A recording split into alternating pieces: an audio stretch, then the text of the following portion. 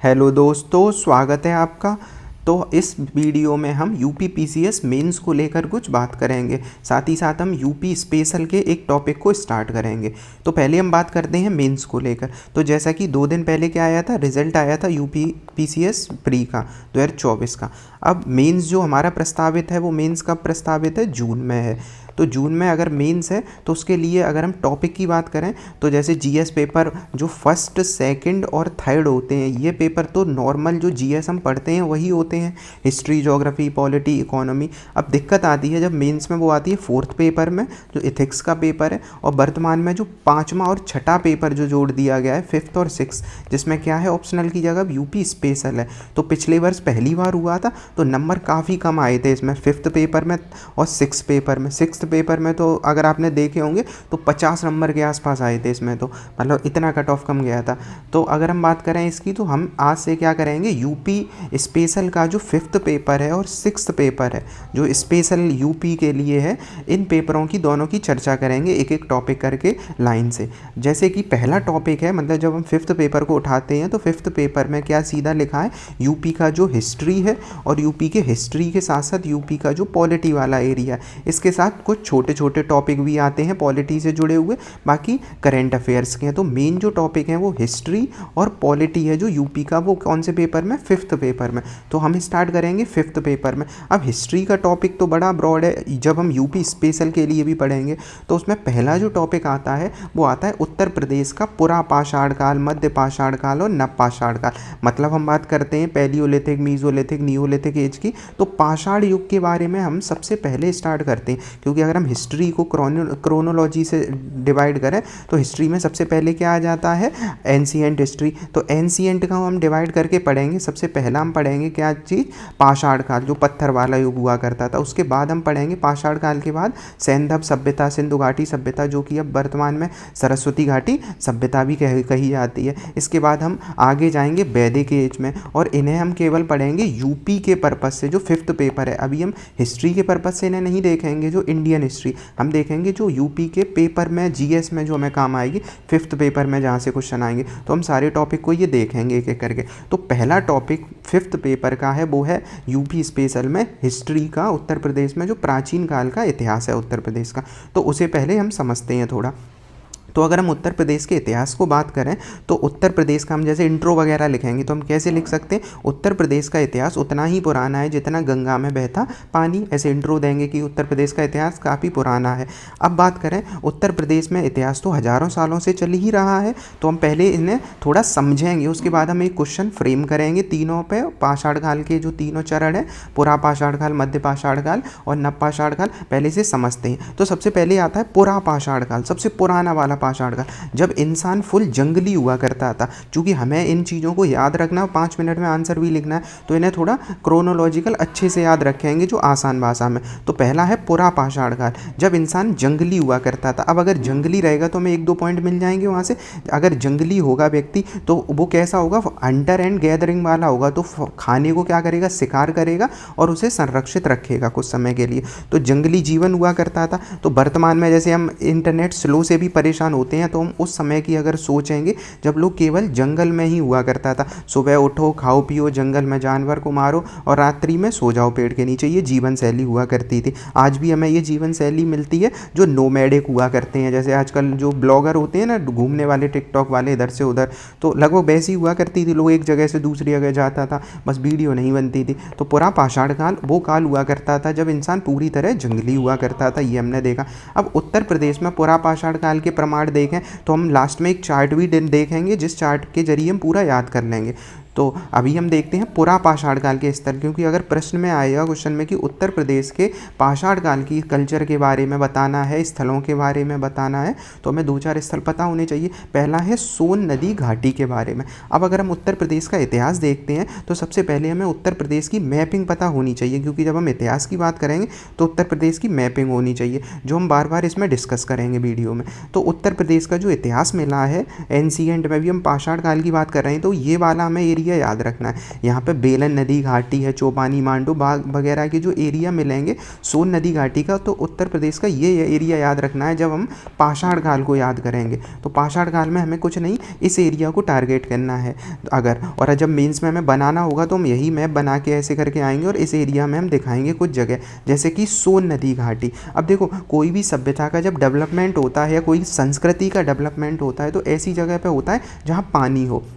तो शुरुआती समय में इंसान की पहली प्राथमिकता क्या होती थी? पानी। अब पानी मिलेगा तो पानी के सारे नदियों के किनारे ही मिलेगा। अब जहाँ पानी होगा वहाँ मछली होगी, क्योंकि शिकार भी करना है और पानी आसान हो। तो सोन नदी घाटी के सबसे किनारे पे पुरा पाषाण काल के प्रमाण मिलते हैं। अब सोन नदी घाटी, अब यूपी स्पेशल में तो हम पढ़ ही चुके होते हैं, सोन नदी घाटी साउथ में उत्तर प्रदेश के इस एरिए में बह रही होती। यहाँ से बड़े बड़े पत्थर के औजार मिले हैं और इंसानों ने शिकार और खुद को बचाने के लिए जिनका यूज़ किया था। पहला में पॉइंट क्या याद रखना? सोन नदी घाटी को लेकर, जो कहाँ है? मिर्ज़ापुर में। और मिर्ज़ापुर कहाँ है? उत्तर प्रदेश के साउथ वाले एरिया में। इसके बाद है बेलन नदी घाटी, जो याद करने हैं हमें, सारे स्थल का नहीं, हमें लगभग 5-6 स्थल याद रखने हैं जो हम लिख सकते हैं। जैसे ये बेलन नदी घाटी, तो बेलन नदी घाटी कहाँ है? प्रयागराज में। यहाँ से भी पहली क्या मिली है? लाइफ स्टाइल के प्रमाण मिले हैं। तो हमने एक सोन नदी घाटी मिली है सोनभद्र में, उसके बाद बेलन नदी घाटी। इसका लखीमपुर खीरी चित्रकूट, चूँकि उत्तर प्रदेश के साउथ वाले एरिया में वो हुआ करता है, इस वजह से। अब ये एनसीईआरटी का मैप ऐसे देखते हैं, ये एनसीईआरटी में दिया है उसी टाइम का पाषाण काल का। तो ये अगर उत्तर प्रदेश का अगर हम मैप देख रहे हैं तो अगर हम इसमें देखें तो उत्तर वाले एरिया में कुछ नहीं है, क्योंकि तराई वाला एरिया है, पानी दलदली क्षेत्र है। तो जो विकास होगा सभ्यता का वो देखेंगे तो गंगा नदी यमुना नदी के किनारे पर हो रहा है। तो इस वाले एरिया में अगर हम देखें मिर्ज़ापुर, इलाहाबाद, प्रयागराज, मतलब जो वर्तमान में है वाराणसी, इधर की तरफ चले जाएंगे बिहार में पटना, तो ये गंगा और उसके आसपास के एरिया में हमें देखने को मिलता ही रही सोन नदी। तो ये है। उसके बाद अगर हम उत्तर प्रदेश का मैप देखें तो अभी हमने बात करा है, हमें जो पढ़ना है वो इस एरिया के अंतर्गत पढ़ना है। यहाँ प्रतापगढ़, रायबरेली और उसके आसपास का एरिया इस वीडियो में हम देखेंगे। तो पुरा पाषाण काल की पहचान अगर आपको करनी हो, कैसे करनी है? क्योंकि हमें समझना भी तो है लिखने से पहले कि है क्या। तो हमने देखा कि इंसान फुल जंगली हुआ करता। पहचान कैसे करेंगे? पत्थर के औजार मिलेंगे, जानवरों की हड्डियाँ मिलेंगी। अब इंसान खाता था, जानवर की हड्डियाँ वहीं पड़ी रह जाती थी, ऐसे यहाँ पर डली हैं। और ये बीच में क्या बना देता था? तस्वीर बना देता था दीवार पर। जैसे आजकल इंसान फ़ोटो लेने का शौकीन होता है, तो उस समय भी इंसान में क्रिएटिविटी तो होती थी ना, तो वो दीवार पर तस्वीर बना देता था, जिन्हें ही आज हम रॉक आर्ट गैलरी वगैरह में देखते हैं और इनका संरक्षण करते हैं। तो पुरा पाषाण काल के लोगों की लाइफ स्टाइल क्या होती थी? खाने का तो कोई झंझट हुआ नहीं करता था, ना कोई रेस्टोरेंट, ना जोमेटो, केवल क्या करते थे? शिकार करते थे और कंदमूल फल खाते थे। रहने के लिए ना घर था, ना कोई कॉलोनी थी। कहाँ रहते थे? गुफाओं में रहते थे। फैशन स्टाइल, कपड़े कौन कपड़े क्या, उस समय तो कुछ हुआ नहीं करता था, तो फैशन सेंस जीरो हुआ करता था। अब याद कैसे करेंगे? अगर हमें याद रखना है तो सोनू की बेलन स्टोरी, तो सोनू मतलब सोनभद्र वाला एरिया में याद कर सकते हैं हम इसे, सोनू वाला। और बेलन घाटी है ये मिर्ज़ापुर के आसपास प्रयागराज में, ये वाला याद करेंगे। तो ऐसे एक जीवन को हम दिमाग में बनाएंगे, याद रहेगा इससे। तो अब हम अगर हमें पॉइंट निकालने हो यहाँ से, हमें 3-4 पॉइंट जो मेंस में लिख के आने। पहला है पुरा पाषाण काल, तो 10 लाख वर्ष से 10,000 ईसा पूर्व के आसपास। यूपी में कुछ जगह मिली हैं, बिल्कुल है। कौन सी? सोहन, बेलन, मिर्ज़ापुर, सोनभद्र, लखीमपुर खीरी। और लाइफ स्टाइल क्या हुआ करती थी? अब इस पर भी हम 1-2 पॉइंट लिख ही देंगे। गुफाओं में रहते थे, जानवर को मारते थे, उनकी खाल पहनते थे। ये याद कैसे? सोनू की बेलन स्टोरी से याद रह जाएगा। इसके बाद बात करें पुरा पाषाण काल का सारांश, ही हमने देख ही लिया। इसके बाद है पुरा पाषाण काल का ऐतिहासिक विश्लेषण करें। जो पैलियोलिथिक एज हुआ करता था, यहाँ मानव जीवन की आरंभिक झलकियाँ मिलती हैं मानव को। तो शुरुआती बिल्कुल, चूँकि पुरा पाषाण काल है, पाषाण काल में भी पुराना सबसे, तो झलकियाँ मिलेंगी कैसे? ऐसे अब गुफाएं, उनके ऊपर चित्र बना दिए, सारी चीज़ें अवशेष मिले हैं, यही हमें उस टाइम को मिलता था। तो समय अवधि भी देख ली हमने, ये सारे एरिया देखे। निवास कहाँ करता था? गुफाओं में संरक्षित रहता था, तो गुफाओं से। तो चित्र के माध्यम से इन चीज़ों को हम याद रखेंगे। अब जो हमारे लिए मेन टारगेट होगा वो स्थलों को लेकर होगा, जैसे कि सोनभद्र वाला एरिया हमने देखा मिर्ज़ापुर का, ऐसे ही बेलन नदी घाटी का एरिया देखा प्रयागराज वाले एरिया में, लखीमपुर खीरी और का एरिया तो नहीं इसमें हम जोड़ेंगे, शुरुआती कुछ अवशेष मिले हैं हालांकि, पर चित्रकूट का इंपॉर्टेंट एरिया रहता है। तो उत्तर प्रदेश का ये वाला एरिया हम बात करेंगे। अब पुरापाषाण काल के स्थलों के बारे में देखें तो जब हम सोन और गंगा नदी के बारे में बात करें तो गंगा और सोन नदी के संगम पर स्थित है जो सोन और बेलन घाटी के जहाँ अवशेष मिले हैं। यहाँ पत्थर के औजार मिले हैं, जबकि सोन से पत्थर के औजार मिले हैं, जबकि मिर्ज़ापुर और चित्रकूट वाले एरिया से हमें ये मिले हैं चित्र वाले जो हैं गुफाओं के चित्र, रॉक कट आर्ट। अब नाम ही है इसमें चित्रकूट वाला एरिया मिर्ज़ापुर, तो ऐसे याद करेंगे हम, रॉक कट आर्ट गैलरी वगैरह ये सारी मिली हैं। और लखीमपुर खीरी के आसपास से भी हमें कुछ प्रमाण मिले हैं, पर वहाँ ऐसा कोई इंपॉर्टेंट नहीं है और बुकों में भी इसकी चर्चा कम मिलती है, तो इसे हम अभी स्किप करेंगे। पुरापाषाण काल के लोगों की जीवन शैली देखें तो कंदमूल ये सारी चीज़ें हमने देख ली हैं। नदियों के आसपास रहते थे, खुले मैदानों में अस्थायी आवास भी बनाए जाते थे इस एरिया में, और गुफाओं और चट्टानों के नीचे निवास करते थे। अब गुफाओं में क्यों निवास करते थे? क्योंकि सोचो गुफाओं में बड़े जानवर होंगे, उन बड़े हाथी निकल रहा है और इंसान सो रहा है खुले मैदान में, उस टाइम तो जानवर ज़्यादा हुआ करते थे, हाथी के पैर से ही कुचल जाएगा कई बार, और आगे शेर आ गया, कुछ आ गया, तो गुफाओं में इंसान थोड़ा सुरक्षित महसूस करता था, तो ये वाला। और उसके बाद इस टाइम हाथ से पकड़ने वाले औजार बनाए जाने लगे, ये सारी चीज़ हुआ जाने लगी। तो औजारों के प्रकार कैसे बनने लगे? पत्थरों के औजार हुआ करते थे इस टाइम, लकड़ी, चाकू, नुकीले ऐसे शुरुआती औजार हुआ करते थे जिनसे इंसान शिकार करता था, चमड़े वगैरह निकालता था, ये सारी चीज़ें हुई। अब जलवायु की बात करें तो जब हम एंशिएंट पढ़ते हैं तो जानते हैं कि जो 12,000 साल पूर्व हुआ करता था आज से, उस टाइम लगभग मतलब BC में, उस टाइम लगभग जो मौसमी हुआ करता था, टेम्परेचर हुआ करता था, वो कैसा हुआ करता था? टेम्परेचर कम हुआ करता था। इसके बाद टेम्परेचर गर्म होना स्टार्ट हुआ। अब अगर गर्म टेम्परेचर होगा तो जीवन आसान हो जाएगा कि नहीं? घास उगेगी, पौधे ज़्यादा उगेंगे। तो अगर हम कहेंगे पुरापाषाण काल में क्या ऐसे बदलाव आए जिससे सभ्यता का डेवलपमेंट हुआ, तो भूगोल और जलवायु परिवर्तित हुई है। मानव के लिए क्या हुआ? जीवन रहने योग्य हो गया, और उसी के कारण यहाँ पे हजारों सालों में बसावटें स्थित हुई हैं, मतलब ये सारी चीज़ें बनी हैं। उस संस्कृति और विरासत देखें तो ये एरिया हमने देख ही लिए इसके बारे में। तो कालखंड वाला अब ये पूरा इतना हम चार्ट याद रखेंगे, कौन कौन से एरिया मिले हैं, क्या क्या मिले हैं, जैसे हाथ से पकड़ने योग्य कुछ पत्थर मिले, चाकू, कुल्हाड़ी, ऐसी चीज़ें इस एरिया से देखने को मिली हैं। अब उस एरिया के कुछ और देखें, जैसे एक एरिया है चोपानी मांडो जो हमें इस एरिया में देखेगा, तो चोपानी मांडो, लोहंदा नाला जो है, ये वाली एक दो जगह हैं जो हमें एंशिएंट इंडिया की जो मॉडर्न हिस्ट्री, मतलब इसमें मतलब यूपी का जो एंशिएंट हिस्ट्री है उसमें हम याद रखना है कौन सा, लोहंदा नाला, चोपानी मांडो। हालांकि इनकी अभी हम लोकेशन पर चर्चा करेंगे। जैसे चोपानी मांडो है, ये बेलन नदी और प्रयागराज मिर्ज़ापुर के आसपास ही गंगा बेलन नदी के संगम पर इसका विकास हुआ था, और ये मध्य पाषाण काल है। चूंकि अब हम किस एरिया में आ गए हैं? पुरापाषाण काल से मध्य पाषाण काल। तो जो चोपानी मांडो वाला एरिया है ये मध्य पाषाण काल में, और किस एरिया में मिलेगा? उसी प्रयागराज के एरिया के आसपास वाले एरिया में मिलेगा। यहाँ मानव विकास के शुरुआती झलक देखने को मिलता है, मतलब इंसान सिर्फ शिकार नहीं करता है बल्कि हल्का सा कृषि की। हालांकि कृषि हमें नवपाषाण काल में मिलेगी, पर एकदम तो कृषि होने नहीं लगी होगी कि नवपाषाण काल स्टार्ट हुआ कृषि होने लगी, नहीं। तो ऐसे छोटे छोटे स्तर पर लोग पौधे बोने लगे होंगे, थोड़ी झोपड़ी बनने लगी होंगी, शुरुआती बिल्कुल चरण मिलेगा इस एरिया में। तो मध्य पाषाण काल के बारे में बात करेंगे। फिर लोहंदा नाला की बात करेंगे, ये भी उसी एरिया में मिलेगा, लोहंदा नाला जो है। और सोनभद्र वाला एरिया है, यहाँ पे सोनभद्र को उत्तर भारत के आदि मानव केंद्र भी कहा जाता है। क्यों? क्योंकि सोनभद्र वाले एरिया से ही हमें ज़्यादातर चीज़ें मिली हैं उत्तर प्रदेश में, तो हम कहेंगे इस एरिया का इंसान आदि मानव उत्तर प्रदेश का सबसे पुराना यहीं से मिला है। उत्तर प्रदेश के बारे में बात करें, बाकी हाथ से बनाने वाले औजार ये सब चीज़ें बना ही रहे थे, तो इसमें हमने पुराने ये चीज़ें याद रखनी। अब देखो, जब हम पुरापाषाण काल से मध्य पाषाण काल की ओर जाएंगे तो पुरापाषाण काल के स्थल तो सेम रहेंगे ही रहेंगे, इसमें कुछ और स्थल जुड़ जाएंगे। जैसे यहाँ पे हमने देख लिया चोपानी मांडो और लोहंदा नाला, बाकी सेम रहेंगे। ऐसे ही जब नवपाषाण काल में जाएंगे तो कुछ और स्थल जुड़ जाएंगे। अब यूपी के इन स्थलों की चर्चा करें, महत्व तो क्या है? तो मानव सभ्यता का विकास हुआ था, प्राचीन निवास। तो यहाँ से जो पुरातात्विक प्रमाण प्राप्त हुए हैं उत्तर प्रदेश से, जब हम लिखेंगे सोन नदी, बेलन नदी और क्या चोपानी मांडो, लोहंदा नाला से प्राप्त हुए हैं, ऐसी चीज़ें। तो निष्कर्ष अब हम लिख पाएंगे। तो इतना हमने क्वेश्चन पूरा फ्रेमिंग करिए उत्तर प्रदेश में पुरापाषाण काल के बारे में। तो हम लिख सकते हैं कि इंसान हजारों साल पुराना उत्तर प्रदेश का इतिहास रहा है, और इंसान कहाँ? नदियों के किनारे निवास करता था। जाता है। ऐसे करके फिर हम 2-3 चीज़ों के पॉइंट बताएंगे पुरा पाषाण काल की क्या प्रमुख विशेषता थी। अब इतने चित्र की बात हम याद रख ही सकते हैं ना थोड़ा कि क्या विशेषता रही होगी। तो लोग जंगलों में रहते थे, जंगलों में झोपड़ियों में रहते थे, उनकी जीवन शैली थी क्या थी, खाते पीते क्या थे, ये सारी चीज़ें। अब मध्य पाषाण काल की अगर हम और आएंगे मीसोलिथिक एज की ओर, तो यहाँ पे सिर्फ शिकार और संग्राहक नहीं रहे बल्कि कृषि और बस्तियों की ओर बढ़ने लगे। अभी पूरी परमानेंट नहीं था, पर इंसान ने थोड़ा पशुपालन, भोजन पकाने की थोड़ी सी शुरुआत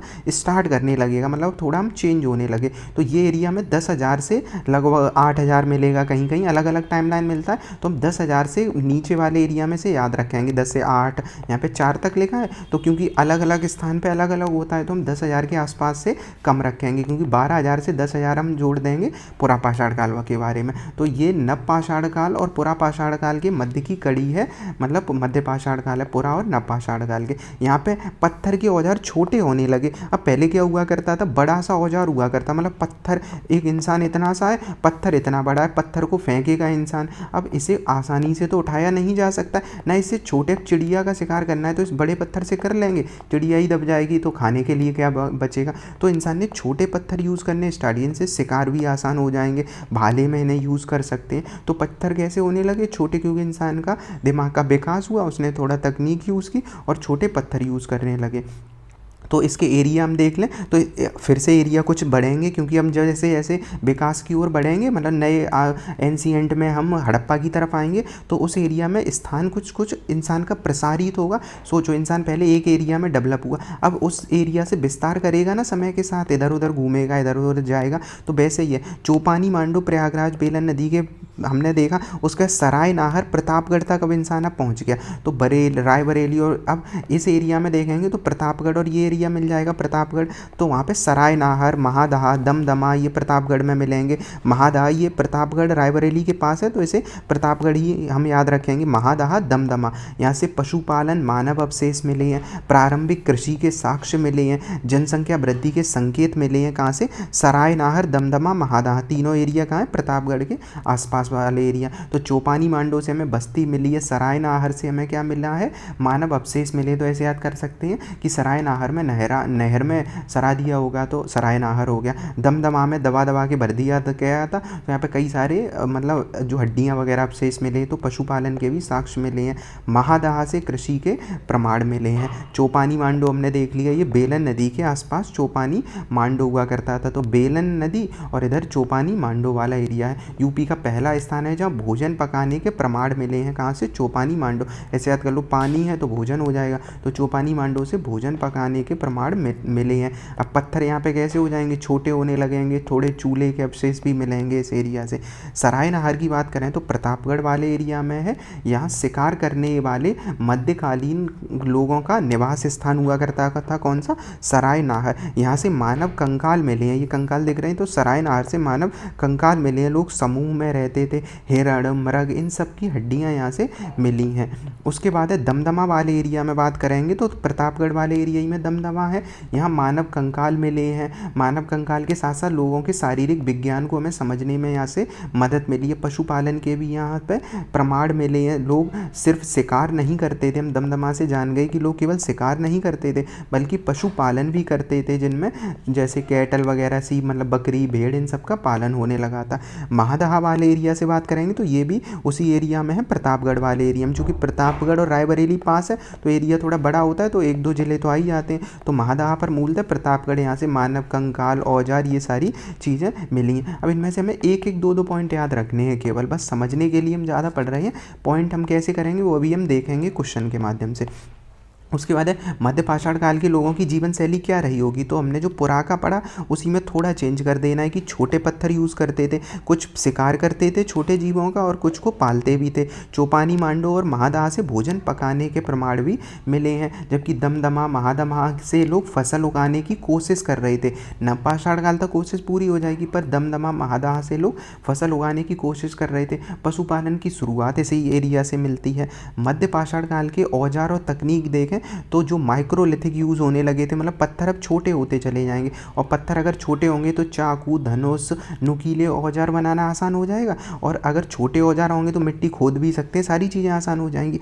और इसी टाइम क्या हुआ, मृतक संस्कार जैसी परंपराएं देखने को मिली। पहले तो नवपुरा पाषाण काल में इंसान जंगली टाइप का हुआ करता था, अब क्या हुआ, हमें ऐसा जगह मिली हैं जो मृतकों का अंतिम संस्कार भी करते थे, मतलब दफनाते थे, ये सारी। अब नवपाषाण काल की अगर हम बात करेंगे तो नवपाषाण का नाम ही है नवपाषाण काल, पत्थरों का नवीनीकरण हो जाएगा इस एज में। तो इसमें क्या हुआ, मानव के बड़े बड़े जीवन में बदलाव आए, लोग शिकार, भोजन संग्रह से अब आगे बढ़कर अब इंसान कृषि करने लगा। इंसान ने सोचा शिकार कब तक करेंगे, तो इंसान ने कृषि करना स्टार्ट किया। अब इससे खाने पीने में विविधता तो आएगी, मीट में सेम चीज़ खा रहे हो, तो इसमें कृषि, पशुपालन, स्थायी निवास करने लगा। क्योंकि जैसे ही इंसान कृषि करेगा, कृषि को फसल काटने के लिए एक एरिया में रुकेगा तो वही स्थायी बस्तियां बनने लगी। यहीं से अब चूंकि इंसान रुकेगा तो जो बर्तन होंगे उन पर थोड़ी पॉलिश, मिट्टी के बर्तन, ये भी इंसान बनाएगा, क्योंकि अगर एरिया में मतलब निवास करेगा तो वो रहेगा, तो कुछ सामान रखेगा, तो बर्तन भी बनने लगी ऐसे एरिया से।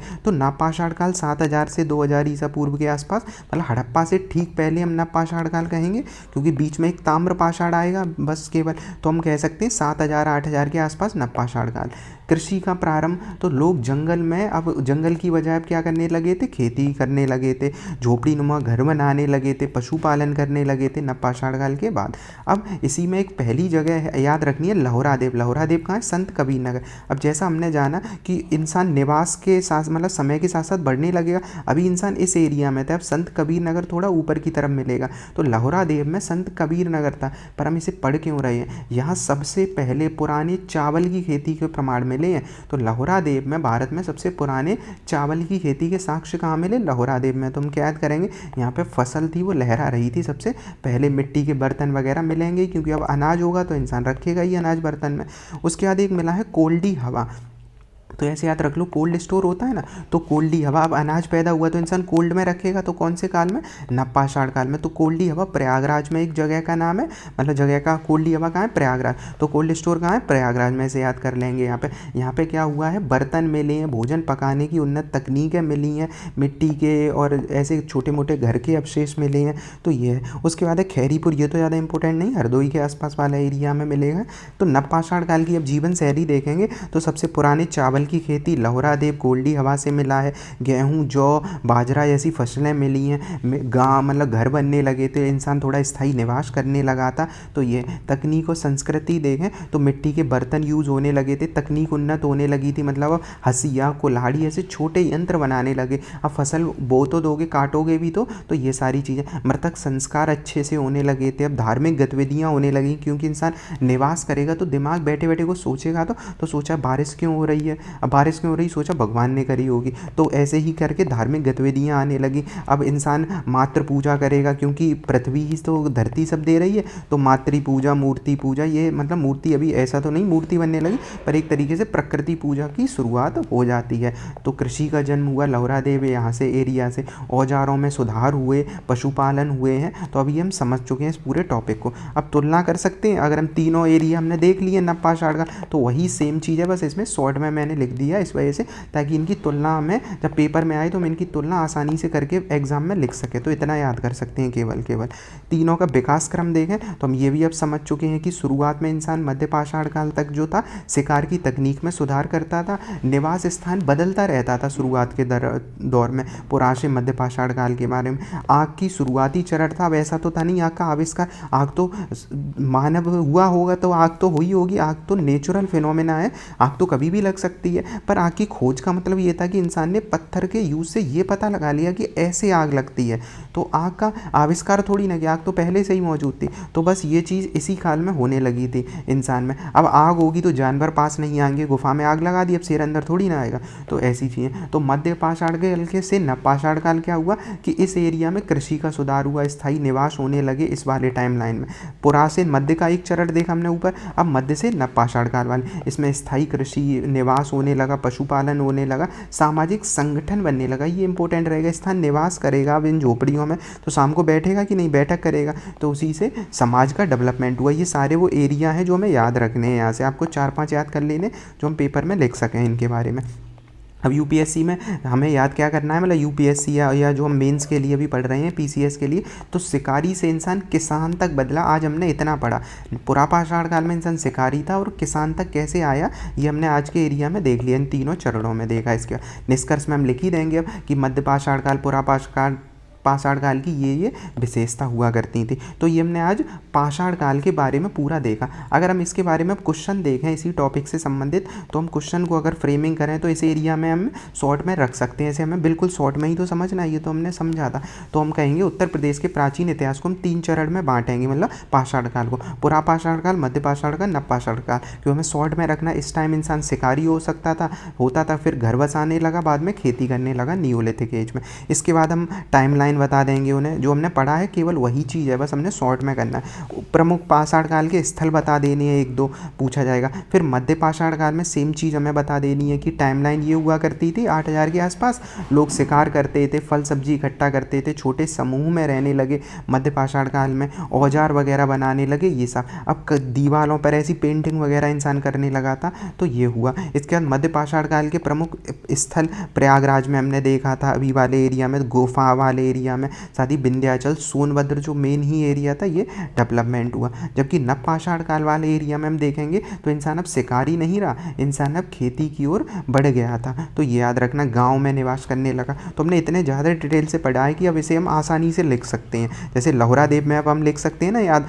लहुरादेव में क्या था, लहरा रही थी फसल संत कबीर नगर में, पुराने चावल के अवशेष मिले हैं सबसे पहले। चौपानी मांडो गाँव वाला एरिया सोनभद्र में, यहाँ गाँव के निवास मिले हैं, ऐसे ये एरिया है ना, तो गाँव जैसे निवास के क्षेत्र में मिले हैं। तो हमने क्या सीखा इस एरिया से कि नवपाषाण काल के लोग, इंसान खेती शुरू हो जाती है, गांव बसाए गए। मध्य पाषाण काल में इंसान कला और छोटे औजार बनाने लगा, और पुरापाषाण काल में केवल शिकारी हुआ करता था। तो अब यहाँ पे लिख लेना है कैसे क्वेश्चन लिखना है। तो उत्तर की शुरुआत हम करेंगे कि उत्तर प्रदेश का इतिहास लाखों साल पुराना रहा है, फिर डेटा का इस्तेमाल करेंगे और याद रख लेंगे ट्रिक से, जैसे सोनबेलन याद रख लेंगे, 1-2 नाम याद रखने, तो सोनबेलन शिकारी, क्योंकि ये पुरापाषाण। मिर्जापुर तक आई, कलाकार बन गया, तो मिर्जापुर मतलब मध्य पाषाण काल। लहुरादेव नवपाषाण काल, इंसान क्या बन गया, किसान बन गया। तो केवल इतना याद रखते हैं, तब भी हमें याद रहेगा, सोनबेलन, मिर्जापुर और लहुरादेव, तीनों चेंज अलग अलग हैं, तो ये वाला हमने देखा। पाषाण काल की अगर साइट देखें तो यही वाली अभी हमने देखा, जैसे बेलन नदी घाटी, एक उच्चकिया और है, सिंगरौली है सोनभद्र वाले एरिया में। मध्य पाषाण काल में देखें तो बेलन, प्रयागराज, ये सारा हुआ।